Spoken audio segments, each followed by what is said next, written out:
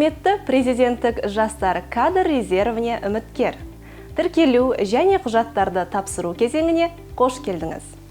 Онлайн платформада тіркелу үшін сізге 2023 жылғы 1-30 қыркүйек аралығында өзіңіздің жеке сәйкестендіру нөміріңізді, аты жөніңізді, туған күніңізбен тағы да басқа сенімді жеке деректеріңізді енгізіп, сондай-ақ барлық қажетті өрістерді, тұрғылықты жері, білімі, салалық бағытты таңдау және тағы да басқаларды толтыра отырып, жеке кабинет құру қажет.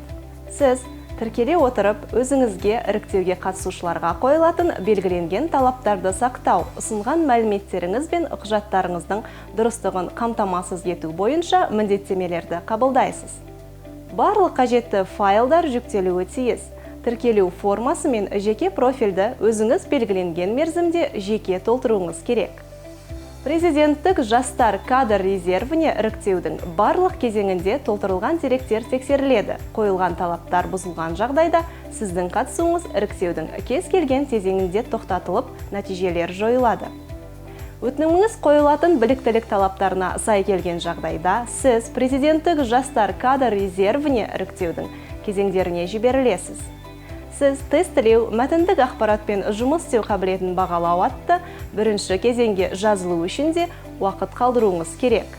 Бұл кезеңге жазылу рәсімі өтініміңіздің қабылданғанын растайтын хабарламаны алған сәттен бастап 2023 жылғы 30 қыркүйек сағат 23:59-ға дейін ашық болады. Сізге ұсынылған нұсқалардың ішінен тестілеуден өту күні мен уақытын таңдау керек болады. Тіркеу бірінші кезекте толтыру қағидаты бойынша жүзеге асырылады.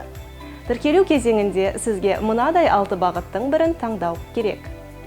Әлеуметтік саясат, азаматтық қоғам, агроөнеркәсіптік кешен және қоршаған ортаны қорғау, цифрландыру, инфрақұрылымды, өнеркәсіпті дамыту және сауда саясаты, экономикалық және қаржылық саясат, сыртқы саясат және инвестициялар.